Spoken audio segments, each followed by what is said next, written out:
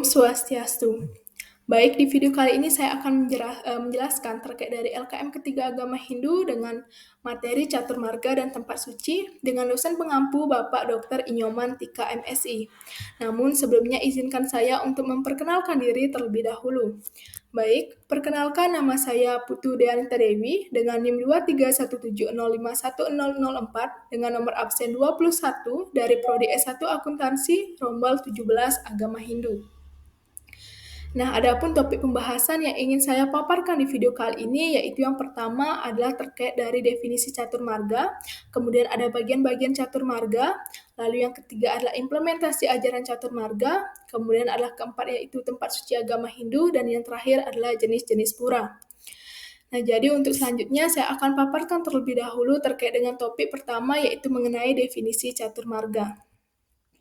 Nah, jadi catur marga ini sendiri berasal dari dua kata, yaitu dari kata catur dan marga, di mana catur berarti empat dan marga berarti jalan, cara, atau usaha. Jadi catur marga ini merujuk pada empat jalan atau cara umat Hindu untuk menghormati dan menuju ke jalan Tuhan Yang Maha Esa, Ida Sang Yang Widiwasa dalam mencapai kesempurnaan hidup atau moksa sebagai tujuan tertinggi dalam agama Hindu. Nah, dalam catur marga ini sendiri terdapat empat bagiannya, yaitu yang pertama ada jenana marga, lalu kemudian ada bakti marga, lalu ada karma marga, dan yang terakhir ada raja marga. Nah, untuk lebih jelasnya saya akan menjelaskan terlebih dahulu terkait dengan bagian catur marga yang pertama, yaitu jenana marga. Nah, jadi kata jenana itu sendiri memiliki arti pengetahuan. Jadi, jenana marga ini merujuk pada usaha untuk menghubungkan diri dengan Tuhan melalui jalan pengetahuan. Pengetahuan yang dimaksud adalah pengetahuan spiritual yang dapat membebaskan umat Hindu dari belenggu penderitaan, lahir dan kematian sehingga nantinya dapat mencapai moksa sebagai kebahagiaan dan kekekalan yang abadi. Nah, orang yang mampu melakukan jenana marga ini disebut sebagai jenanin. Nah, dalam konteks jenana marga ini terdapat istilah jenana bhumika. Nah, konsep dari jenana bhumika ini berakar pada teks Weda dan ajaran Upanishad. Jadi, jenana bhumika ini berasal dari bahasa Sanskerta, di mana jenana berarti pengetahuan atau kebijaksanaan dan bhumika berarti tahapan atau tingkatan. Jadi, jenana bhumika ini merupakan tahapan dari jenana, sehingga tahapan-tahapan ini akan mewakili berbagai tingkat kesadaran dan perkembangan spiritual seseorang. Saat seseorang memiliki tahapan-tahapan ini atau menaiki tahapan-tahapan ini, mereka akan memperdalam pemahamannya dan semakin dekat untuk mencapai pencerahan atau pembebasan.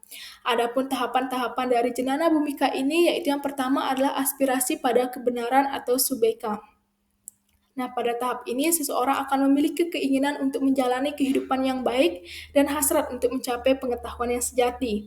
Kemudian yang kedua adalah pencarian filosofis atau wicarana. Nah, pada tahap ini seseorang akan ditandai dengan rasa ingin tahu yang mendalam dan keterbukaan terhadap pengalaman dan ide-ide baru, dan seseorang akan berupaya memperluas pemahaman dan pengetahuan mereka tentang dunia di sekitar mereka. Kemudian yang ketiga adalah penghalusan pikiran atau tanumanasi. Dalam tahap ini, seorang akan mulai mengembangkan pikiran halus yang mampu mengalami tingkat kesadaran yang lebih tinggi. Untuk mencapai tahap ini, seorang harus memupuk rasa fokus, konsentrasi, dan ketenangan batin yang mendalam, serta rasa terlepas dari gangguan dan ilusi duniawi, seperti halnya melalui kegiatan meditasi. Kemudian yang keempat adalah pencapaian sinar atau satwati. Pada tahap ini, seorang akan mulai merasakan keterhubungan semua makhluk dan kesatuan yang mendasari alam semesta dan kondisi kedamaian. Ketenangan dialami secara teratur. Nah, dalam tahap ini dianggap sebagai tonggak utama dalam perjalanan spiritual karena menandai awal dari tingkat kesadaran dan pemahaman spiritual yang lebih mendalam. Kemudian yang kelima adalah pemisahan batin atau asam sakti. Dalam tahap ini, seseorang telah mampu melepaskan semua keinginan duniawi dan fokus pada pencarian pembebasan spiritual. Kemudian yang keenam adalah penglihatan spiritual atau padarta bawana. Yaitu pada tahap keenam ini, seseorang telah mampu menyadari realitas tertinggi atau hakikat sejati dari keberadaan. Kemudian yang terakhir atau yang ketujuh adalah kebebasan tertinggi atau turiya. Nah, pada tahap akhir jenana bhumika, seorang mencapai turiya, kondisi kesadaran tertinggi. Dalam turiya, pikiran benar-benar tenang dan bebas dari segala pikiran dan keinginan. Ini dianggap sebagai bentuk kesadaran tertinggi yang dikenal sebagai moksa atau pembebasan, di mana diri individu atau jiwat Brahman menyatu seutuhnya dengan Brahman, ide Sang Yang Widiwasa, dan seseorang akan mengalami keadaan kebahagiaan dan kedamaian murni, bebas dari segala bentuk penderitaan. Nah, jadi untuk selanjutnya adalah terkait dengan pemaparan mengenai bagian catur marga yang kedua, yaitu Bhakti Marga. Nah, sebelumnya, kata bakti itu sendiri berasal dari kata baj, yang artinya cinta kasih. Lalu kata baj ini kemudian membentuk kata bajan, yaitu berarti bakti sepenuh hati. Jadi, bakti berarti adalah hormat, taat, sujud, menyembah, mempersembahkan, atau cinta kasih penyerahan diri yang seutuhnya pada Sang Pencipta, ide Sang Yang Widiwasa beserta segala manifestasinya.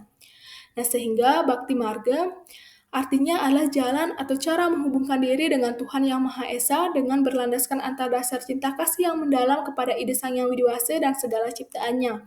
Melalui sujud bakti, menyucikan pikiran, mengagungkan kebesarannya, dan menghindari segala perbuatan yang tidak baik atau asubha karma. Nah, perlu kita ketahui bersama bahwa orang yang telah mampu menjalankan Bhakti Marga ini dengan penuh keyakinan dan ketulusan hati disebut dengan seorang bakta. Nah, pada Rigveda Mandala 8, Sukta 69, Mantra 8, di dalamnya juga termuat, di mana kita selalu diingatkan untuk selalu melakukan sujud bakti dengan penuh keyakinan, keteguhan hati, dan ketulusan hati kepada ide Sang Yang Widiwasa, Tuhan Yang Maha Esa. Nah, dalam kitab Bhagavata Purana juga disebutkan bahwa terdapat 9 jenis bakti yang bisa dilakukan kepada ide Sang Yang Widiwasa yang disebut dengan Navavida Bakti, yaitu yang pertama adalah Srawanam, yaitu jalan bakti kepada Tuhan dengan mendengarkan ujangan atau nasihat-nasihat dengan baik. Yang kedua ada Kirtanam, yaitu memuja Tuhan dengan jalan menyanyikan lagu-lagu keagamaan atau pujian-pujian terhadap keagungan Tuhan. Kemudian yang ketiga adalah Smaranam, yaitu berbakti kepada Tuhan dengan jalan selalu mengingat nama, keberadaan, dan kemahakuasaannya. Kemudian yang keempat ada Arcanam, yaitu jalan bakti menuju atau memuja Tuhan dengan melalui simbol-simbol keagamaan seperti halnya dengan media arca atau pratima. Kemudian yang kelima adalah Vedanam, yaitu bakti kepada Tuhan melalui dengan membaca kitab-kitab suci keagamaan dan melantunkan mantra suci dengan penuh keikhlasan. Kemudian yang keenam adalah Dasyam, yaitu bakti kepada Tuhan dengan menyatukan pikiran, kata-kata, dan perbuatan hanya ditunjukkan kepadanya. Yang ketujuh adalah pada Sewanam, yaitu berbakti kepada Tuhan pada padmanya atau kaki Tuhan yang suci, seperti melakukan sujud atau sungkeman pada kaki Nabi atau orang suci. Kemudian yang kedelapan adalah Sukyanam, yaitu bentuk bakti kepada Tuhan seperti hubungan dengan sahabat dekat, seperti persahabatan Arjuna dengan Sri Krishna. Yang kesembilan atau yang terakhir adalah Atma Vedanam, yaitu pemujaan yang dilakukan dengan penyerahan diri sepenuhnya secara total kepada Tuhan atau ide Sang Yang Widiwasa. Lalu untuk pembahasan selanjutnya adalah terkait dengan bagian ketiga dari catur marga, yaitu karma marga. Nah, karma marga berasal dari kata karma yang berarti perbuatan atau tindakan. Jadi, karma marga ini merupakan suatu jalan menghubungkan diri dengan ide Sang Yang Widiwasa melalui perbuatan atau tindakan tanpa pamrih. Dalam ajaran karma marga didasarkan pada ikatan karmanya terdiri dari dua bagian, yaitu karma nirwita dan karma prawirita. Karma nirwita adalah perbuatan yang bebas dari harapan atau hasil, sedangkan karma prawirita adalah perbuatan atau karma yang masih terikat oleh hasil atau imbalan. Nah, seperti yang dijelaskan pada kitab Bhagavad Gita Adhyaya 3 Sloka 9 bahwa orang-orang dengan pikiran terpusat yang dapat mengendalikan indria-indrianya dan tanpa keterikatan pada hasil dalam melaksanakan perbuatan-perbuatan suci dalam karma yoga atau karma marga sesungguhnya adalah orang yang jauh lebih maju. Sehingga karmin sebagai orang yang telah mampu melaksanakan ajaran karma marga, yang telah melaksanakan perbuatan dengan tulus dan ikhlas akan menerima pahala yang berlipat ganda serta akan diliputi oleh perasaan tenang dan bahagia serta mencapai kesucian lahir dan batin. Sehingga setiap umat Hindu yang hendaknya dapat melaksanakan kegiatan atau perbuatan yang dasari dengan perasaan tulus, ikhlas tanpa mengikatkan diri pada hasilnya. Nah, kemudian saya akan lanjutkan terkait dengan pembahasan bagian catur marga yang keempat dan yang terakhir, yaitu Raja Marga. Nah, jadi Raja Marga ini adalah jalan atau cara mendekatkan diri kepada ide Sang Yang Widiwasa melalui pengendalian diri dan melaksanakan tapa brata, yoga, dan samadhi. Di mana tapa brata menekankan pada latihan pengendalian emosi atau nafsu dalam diri ke arah yang positif. Kemudian yoga dan samadhi merupakan latihan untuk menyatukan Atman dengan Brahman, ide Sang Yang Widi Wasa melalui meditasi atau pemusatan pikiran. Nah, seseorang yang melaksanakan ajaran Raja Marga akan dapat menghubungkan dirinya dengan kekuatan rohani melalui Astanga Yoga, yaitu 8 tahapan yoga untuk mencapai moksa. Astanga Yoga ini diajarkan oleh Maharasi Patanjali dalam bukunya yang disebut dengan Yoga Sutra Patanjali.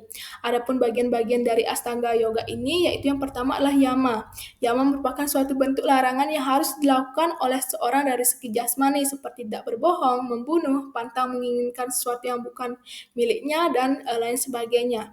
Yang kedua adalah nyama, yaitu pengenalan diri yang bersifat rohani, yaitu selalu puas dengan apa yang kita miliki, selalu mempelajari kitab-kitab keagamaan, selalu melakukan bakti kepada Tuhan, dan lain sebagainya. Yang ketiga yaitu asana, yaitu sikap duduk yang teratur dan disiplin. Kemudian yang keempat adalah pranayama, yaitu mengatur pernapasan sehingga menjadi sempurna dengan melalui 3 jalan, yaitu puraka menarik nafas, kemudian kumbhaka menahan nafas, dan recaka yaitu mengeluarkan nafas. Yang kelima adalah pratyahara, yaitu mengontrol dan mengendalikan indera dari ikatan objeknya sehingga orang dapat melihat hal-hal yang suci. Kemudian yang keenam yaitu dharana, yaitu usaha-usaha untuk menyatukan pikiran terhadap perwujudan ide Sang Yang Widi Wasa dalam berbagai manifestasinya. Kemudian yang ketujuh adalah dhyana, yaitu pemusatan pikiran yang tenang, tidak tergoyahkan kepada suatu objek yang dapat dilakukan terhadap istadewata, yaitu perwujudan ide Sang Yang Widi Wasa dalam berbagai manifestasinya. Kemudian yang terakhir atau yang kedelapan adalah samadhi, yaitu penyatuan Atman sang jiwa dengan Brahman. Nah, dari keempat jalan atau cara dalam catur marga yang sudah dipaparkan tadi, pada hakikatnya semua adalah sama. Tiap-tiap jalan meletakkan dasar dan cara-cara tersendiri. Tidak ada yang lebih tinggi atau lebih rendah, semuanya baik dan utama, tergantung kepribadian, watak, kesanggupan, serta bakat manusia masing-masing. Semuanya akan mencapai tujuannya asal dilakukan dengan penuh kepercayaan, ketekunan dengan tulus ikhlas, kesujudan, keteguhan iman, dan tanpa pamrih. Seperti yang dijelaskan pada Bhagavad Gita, Adhyaya 4 Sloka 2 disebutkan bahwa jalan manapun yang ditempuh manusia ke arahku, semuanya akan kuterima dari mana-mana, semua mereka menuju jalanku, oh Partha. Oleh karena itu, kita sebagai umat Hindu hendaknya melaksanakan ajaran catur marga dengan hati yang ikhlas, sehingga kualitas hidup kita akan lebih meningkat dan cenderung ke arah yang lebih baik untuk menuju jalan kebenaran. Nah, untuk itu, ada pun beberapa bentuk implementasi dari ajaran catur marga yang dapat kita laksanakan dalam kehidupan sehari-hari. Yaitu yang pertama adalah terkait dengan ajaran bakti marga. Antaranya yaitu menerapkan ajaran brahmacari atau masa menuntut ilmu dengan tulus ikhlas, dan ajaran catur guru, yaitu 4 guru yang harus dihormati, yaitu guru swadhyaya atau Tuhan, kemudian guru wisesa yaitu pemimpin atau pemerintah, kemudian guru pengajian yaitu guru di sekolah, dan guru rupaka yaitu orang tua. Kemudian menerapkan ajaran catur guru bakti, yaitu praktik pengabdian dan penghormatan yang tulus kepada catur guru yang hasilnya berupa perolehan kebijaksanaan, disiplin, spiritual, dan pencerahan. Kemudian yang ketiga adalah melaksanakan ajaran guru susrusa, yaitu mendengarkan, memperhatikan, taat, serta tekun untuk melaksanakan ajaran-ajaran serta nasihat-nasihat catur guru. Kemudian yang keempat adalah melaksanakan ajaran sisya sesana, yaitu sebuah tuntunan untuk dapat menjadi seorang siswa yang berbudi luhur. Kemudian yang kelima adalah menerapkan ajaran dalam slokantara, sila krama, dan ajaran agama Hindu yang bersumber pada Weda dan susastra Hindu lainnya dalam kehidupan sehari-hari. Yang kedua adalah terkait dengan ajaran bakti marga, yaitu adapun implementasi yang dapat kita lakukan, yaitu yang pertama adalah melaksanakan doa atau puja trisandi secara rutin setiap hari, kemudian mengaturkan banten saiban atau ngejot atau yatnya setelah selesai memasak, kemudian melaksanakan upacara dewa yatnya, yaitu seperti melaksanakan Hari Raya Saraswati, Pagar Besi, Galungan, Kuningan, Nyepi, Siwaratri, ataupun Nama Tilem. Kemudian yang ketiga adalah melaksanakan upacara manusiatnya seperti megedong-gedongan, 3 sasih, ngotonin, mepanes, ataupun mawiwahe. Dan yang terakhir adalah melaksanakan upacara budayatnya seperti halnya masega, upacara mecaru, atau taur. Yang ketiga adalah terkait dengan ajaran karma marga. Adapun implementasi yang dapat kita lakukan dalam kehidupan sehari-hari yaitu menjalankan tugas dan kewajiban atau swadharma di sekolah, di rumah, dan di masyarakat dengan penuh dedikasi dan tanpa pamrih. Kemudian menerapkan filosofi ngayah dan metulungan, yaitu praktik gotong royong atau kerjasama sukarela di antara masyarakat Bali dalam membantu melaksanakan suatu acara atau kegiatan sosial, budaya, dan keagamaan. Kemudian menerapkan filosofi karma sana melah atau berbuat baik dalam kehidupan sehari-hari, yaitu dengan berbuat baiklah tanpa pernah berpikir mengharapkan suatu balasan atau imbalan. Kemudian menerapkan filosofi paros-paros sarpenaya salulung sebayan take, yaitu bersatu padu saling menghargai pendapat orang lain dan saling mengingatkan, saling menyayangi, dan hidup saling tolong-menolong antar sama dengan hati yang tulus ikhlas. Kemudian yang keempat adalah terkait dengan ajaran Raja Marga, yaitu adapun implementasi yang dapat kita lakukan dalam kehidupan sehari-hari, yaitu melaksanakan introspeksi atau pengendalian diri melalui pelaksanaan ajaran Tapa, Brata, Yoga, dan Samadhi. Kemudian menerapkan ajaran Astanga Yoga, yaitu berupa 8 tahapan-tahapan yang ditempuh dalam melaksanakan yoga. Kemudian adalah menerapkan filosofi Tapa, Brata, penyepian melalui 4 pantangan yang dilakukan pada Hari Raya Nyepi, yaitu amati karya tidak bekerja, kemudian amati lelungan, tidak berpergian, amati geni, tidak menyalakan api, dan amati lelaungan, yaitu tidak bersenang-senang sebagai bentuk melakukan pengendalian diri. Yang keempat adalah melaksanakan Tapa, Brata, Yoga, Samadhi melalui pelaksanaan pantangan-pantangan yang dilakukan pada Hari Raya Siwaratri, yaitu berupa Mona Brata tidak berbicara, kemudian Upawasa tidak makan dan minum, dan Jagra tidak tidur. Kemudian yaitu menerapkan filosofi tapasya atau disiplin spiritual serta menerapkan ajaran agama Hindu dengan baik sehingga dapat menuju keluhuran diri sebagai makhluk sosial dan religius.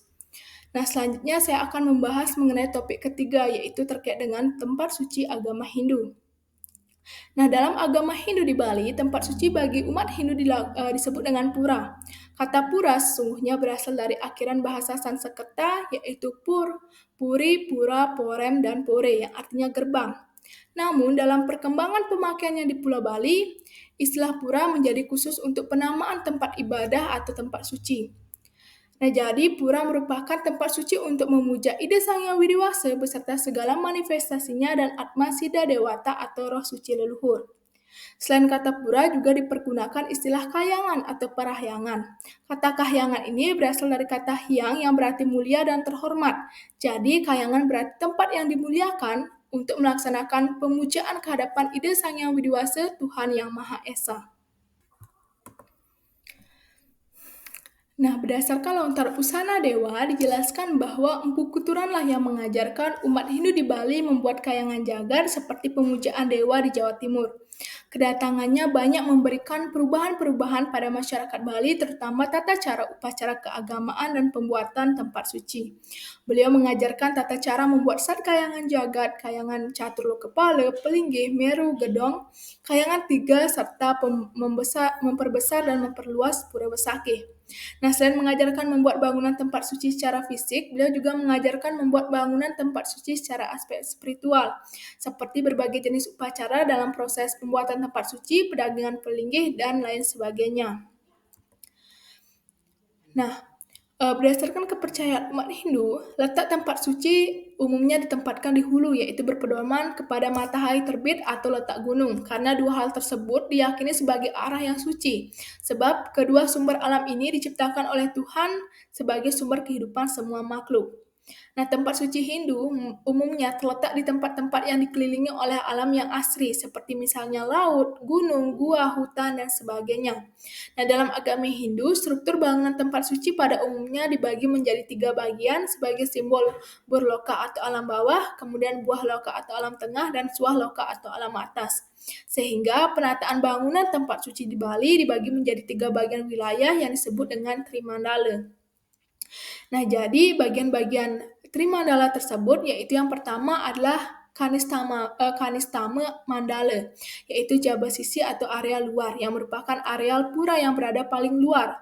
Areal ini merupakan tempat untuk melakukan persiapan yajna seperti membuat penjor, membuat lapan, dan lain sebagainya. Di areal Niste Mandala juga terdapat bangunan Bali Kulkul dan Wantilan, di mana areal Kaniste Mandala ini melambangkan alam Burloka. Nah, yang kedua adalah Madiama Mandala atau Jabat Tengah atau area tengah. Merupakan areal pura yang berada di tengah setelah Niste Mandala dan sebelum Utama Mandala. Areal ini biasanya digunakan untuk melakukan kegiatan pendukung yatnya seperti pementasan tari keagamaan seperti halnya tari Rejang Dewa, tari Baris Gede, topeng Sidekarya yang bermanfaat untuk waliyatnya dan hiburan. Di mana areal Madia Mandala ini melambangkan alam buah loka. Nah, yang ketiga adalah Utama Mandala, yaitu jeroan atau area utama yang merupakan areal pura yang paling utama dan paling suci sebagai tempat melaksanakan pemujaan kepada Ida Sang Hyang Widi Wasa, Tuhan Yang Maha Esa. Di sini dapat didengarkan kidung-kidung keagamaan dan mantra-mantra suci dari pemangku dalam memimpin umat Hindu melakukan persembahyangan terhadap Ida Sang Hyang Widi Wasa. Di areal utama Mandala ini juga melambangkan alam Swahloka. Nah, selanjutnya seperti halnya gambar yang dapat kita cermati, yaitu gambar yang ada di samping terkait dengan konsep Trimandala. Nah, kemudian saya akan menjelaskan atau membahas terkait dengan topik yang terakhir, yaitu mengenai jenis-jenis pura. Nah, berdasarkan karakterisasi fungsinya, pura umumnya dibagi menjadi 4 jenisnya yang disebut yang pertama adalah pura kayangan jagat dan pura dangkayangan. Kemudian pura kayangan desa, lalu ada pura swagina dan yang terakhir adalah pura kawitan. Untuk lebih jelasnya saya akan jelaskan terlebih dahulu dengan jenis pura yang pertama yaitu terkait dengan pura kayangan jagat dan pura dangkayangan jagat. Nah, pura ini tergolong pura untuk umum dan dipuja oleh seluruh umat Hindu yang ada di Indonesia.